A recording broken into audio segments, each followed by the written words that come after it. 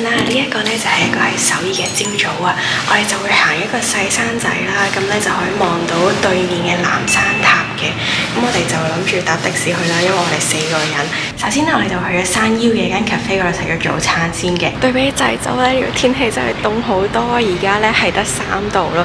不過就再冇落雨啦，而家呢就晴天啦，有個少少嘅藍天。架的士咧都揸得好快咯，不過咧市中心可能就少少塞車啦，因為返工時間。咁我哋而家就嚟到呢一間 cafe 啦。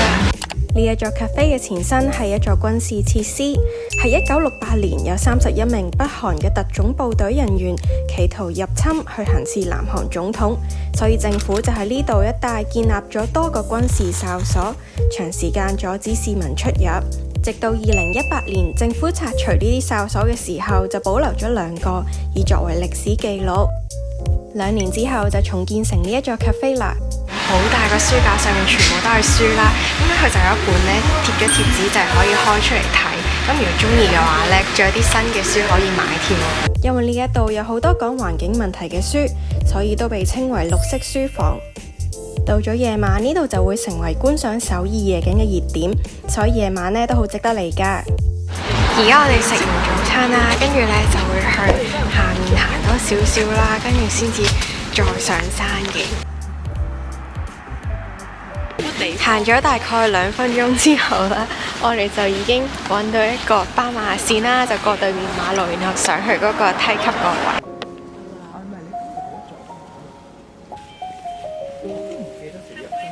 入口處咧就係個地圖啦，咁我哋咧就喺呢個虛線咁樣啦，經過個城牆，上咗山頂，然後落翻個城牆，行咗大概幾分鐘，跟住我哋就見到有個大石啦，係可以望翻落去景福宮。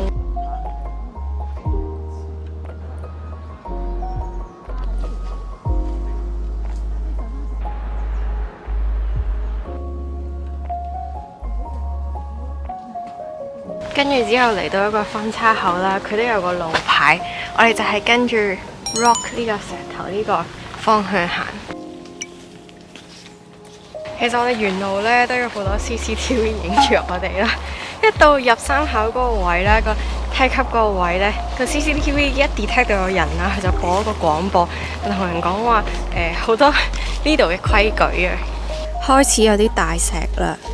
韓國咧有好多嘅山咧，個底都係一座大石啦，咁所以啲人成日講話咧，如果落雨嘅時候咧，行山就會好跣，因為啲石咧係都幾平滑嘅。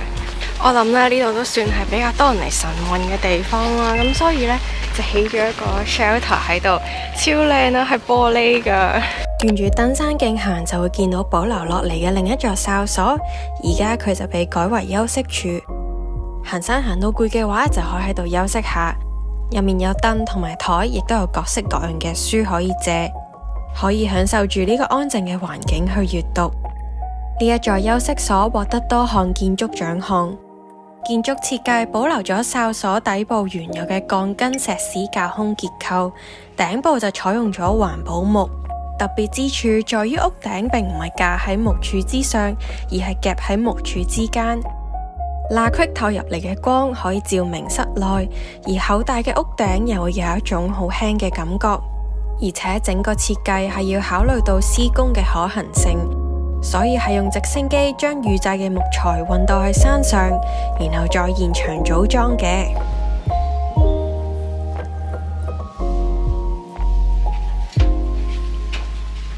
呢個 shelter 咧係有管理員啦，有廁所啦，有暖氣啦，仲有書睇，我覺得係超正咯。然後咧可以坐喺入面咧休息嘅時候咧，仲喺度睇書啦，一度咧欣賞下周圍嘅風景啊。行呢條路線嘅另外一個原因呢，就係因為佢有幅好靚嘅城牆喺度，但係而家圍住晒啦，唔知係咪維修喎？呢度就有個路牌啦，咁我哋跟住 top 嗰個方向行上山頂。好彩只係部分維修啫，我哋而家都可以望到翻個城牆啦。行上人王山嘅路大多都係沿住城牆走。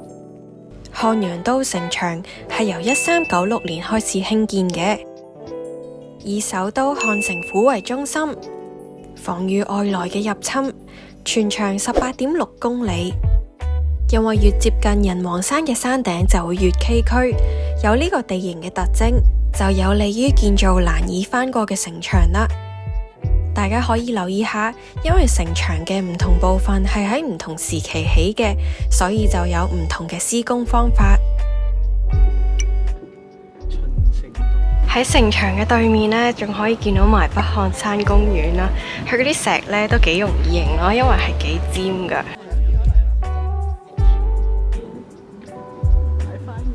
喺城牆隔籬呢，就係好多嘅梯級啊！因為個城牆呢都係有好悠久嘅歷史啦，咁所以呢，佢就保護翻，唔俾人再踩佢，咁就只可以喺側邊咁樣望住佢啦。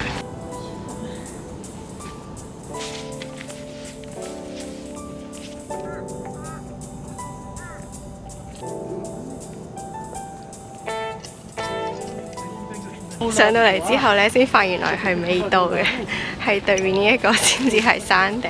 咁我哋行多少少啦，應該就嚟就到噶啦。不過呢一個位呢個景色都已經好開揚，可以見到晒兩面嘅市景啦，同埋呢見到埋嗰邊就係有北漢山咯。近山頂嘅路呢，就係有好多呢啲大石喺度啦，咁所以呢條路就會變得窄啲啦。不過呢，佢都係如果真係太斜啦，佢就會有個棧道咁樣嘅，所以都係唔難行咯。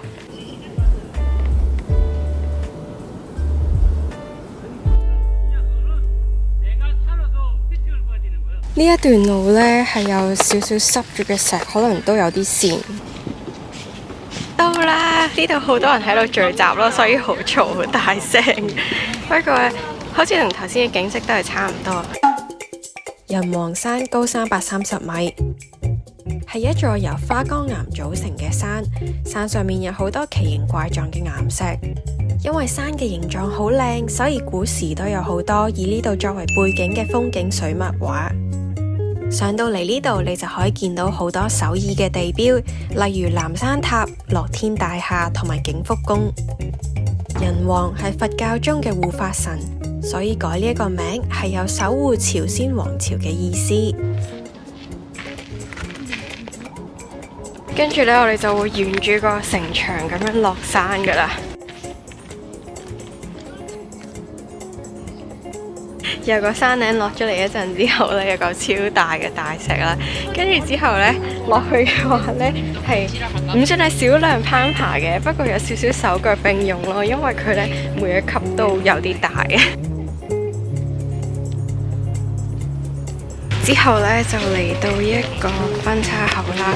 咁呢度呢都有得落山嘅，咁不過呢，我哋就會選擇繼續行啦，因為咁就可以沿住個城牆行，兩條路都落到去嘅。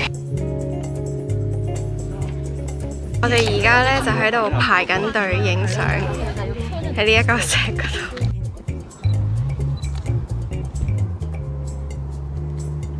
我覺得咧呢一嚿大石嗰個位呢，影相影得靚過頭先嗰度，因為呢一度呢好似就高啲啦，同埋嗰個景都唔同啲，即係南山塔下面呢，仲可以睇到埋個城牆，同埋都有少少楓葉。途中見到呢個牌好得意啊，佢應該話呢，最左邊嗰條路呢，就係可以輕鬆到唱歌咁行，跟住之後另外兩條呢，就會落山。我哋呢沿路都見到啲分岔路啦，咁不過睇咗個路牌啦，其實都係只要沿住個城牆行就冇錯噶啦。喺人王山段嘅城牆上，20座因為121事態而起嘅哨所中，保留咗3座。提醒住大家漢陽城牆上嘅歷史。估唔到落山呢都揾到棵幾近路邊嘅楓葉樹啊！不過佢就係黃黃地同埋綠綠地咯，就未係轉紅。好快我哋就嚟到呢一個閘口位啦。咁我哋再行一陣呢，就會去到馬路噶啦。就落到嚟呢一個位啦。咁我哋行多少少呢，就會落到去大馬路啦。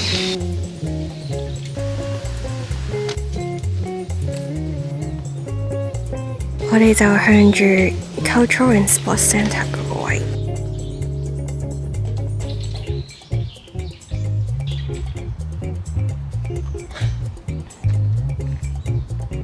都幾得意啦。去一度行嘅時候呢，都會有一啲俾人晨運嘅位啦，跟住佢仲有個牌呢，教人點樣做運動。到返馬路啦，咁我哋就喺度搭車走。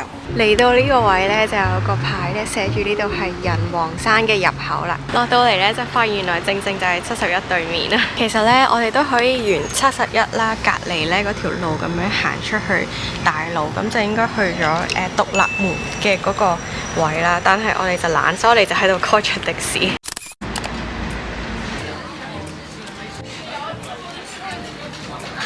最後呢，就可以加個飯落去整粥啊！午餐呢，我哋食咗一間喺 hostel 附近嘅雞煲咁嘅嘢啦，不過係清好多嘅。咁我覺得咧，如果你覺得食得太多濃味嘢咧，都可以嚟呢度食下，同埋佢啲雞咧真係幾嫩嘅。個的士司機同我哋講咧，話如果要一直行就好遠，所以佢叫我哋喺呢度，跟住我哋就喺呢一度停咗車喺路邊。前面紅色背心嗰個就係的士司機，佢教我哋點行啊！呢一度咧，其實就係天空公園旁邊嘅一條路。呢一度係一個比較少遊客知嘅景點，中意散步嘅人就唔可以錯過呢條林蔭大道啦。到咗秋天，杉樹葉會轉為黃色，有濃濃嘅秋意。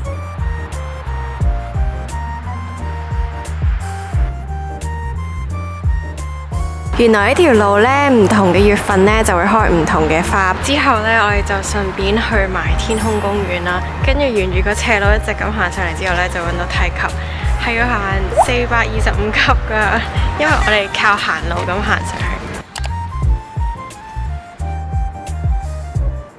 呢度就係話我哋行咗222級啊，仲有一半。到咗啦！跟住呢個位呢，仲有個展望台，就應該可以睇到漢江。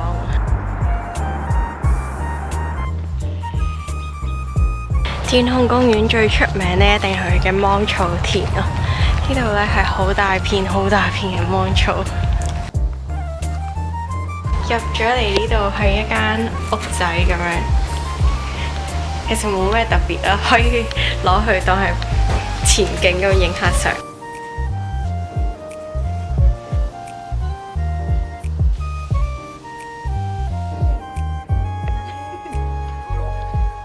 估唔到咧，除咗芒草之外咧，仲有好多嘅擺設啦，咁就可以用佢嚟襯托個芒草。天空公園因為處於首爾嘅高處，所以被稱為最接近天空嘅公園。公園係為咗紀念2002年第17屆世界盃足球賽而起嘅，而佢嘅前身就係蘭芝島垃圾堆填區。因為公園係為修復生態環境而建造嘅，所以都設計咗好多天然能源提供俾園內嘅設施。公園最大嘅特色就係有一片大草原，喺春天同埋秋天嘅時候都會有唔同嘅花海，而10月至11月就會有一大片嘅芒草。行到去公園嘅邊緣，仲可以欣賞到日落漢江嘅美景。因為我哋懶啦，所以我哋落去呢就搭 shuttle bus 啦。原來呢架車呢係會出埋馬路噶咯，咁我哋而家喺個馬路嗰度行緊，幾遠下噶。佢帶我哋呢行過咗個公園咯，跟住而家落返嚟啦，應該就係天空公園嘅另一邊咯。我哋頭先喺的士落車嗰度就係左邊，跟住跨過咗成個天空公園啦，落返嚟右邊。最後一站呢，就係嚟食米芝蓮嘅醬油蟹啊！咁呢個呢，都係我哋喺1個月之前 book 啦，先至有位嘅，唔係呢，好似話 walk in 呢，其實都唔會俾你入噶。